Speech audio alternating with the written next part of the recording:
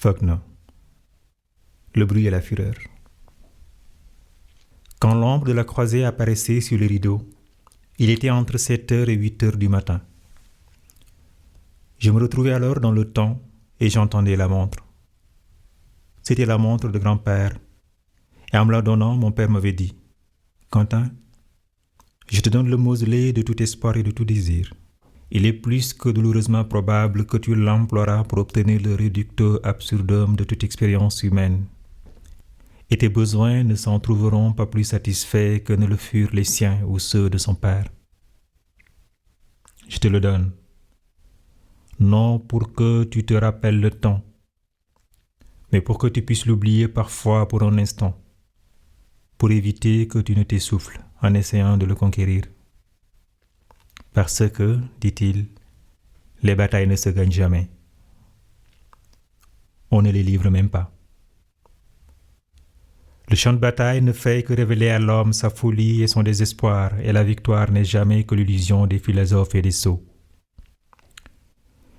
Elle était appuyée contre la boîte à faux col. Couché, je l'écoutais. Je l'entendais plus tôt. Je ne crois pas que personne écoute jamais délibérément une montre ou une pendule. Ce n'est pas nécessaire.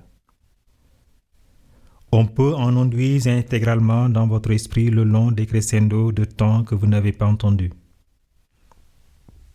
Comme disait papa, dans la solitude des grands rayons lumineux, on pourrait voir Jésus marcher, pour ainsi dire. Et le bon Saint François qui disait « Ma petite sœur la mort », lui qui n'avait jamais eu de sœur. À travers la cloison, j'entendis les ressorts du sommier de Reeves, puis le frottement de ses pantoufles sur le plancher. Je me suis levé, je suis allé à la commode et, glissant ma main sur le dessus, j'ai touché la montre et l'ai mise à l'envers. Puis je suis allé me recoucher. Mais l'ombre de la croisée était toujours là, et j'avais appris à l'interpréter à une minute près. Il faudrait donc lui tourner le dos.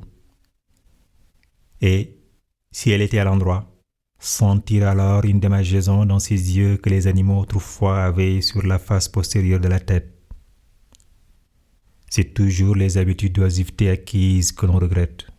C'est mon père qui a dit cela. Et aussi que le Christ n'a pas été crucifié.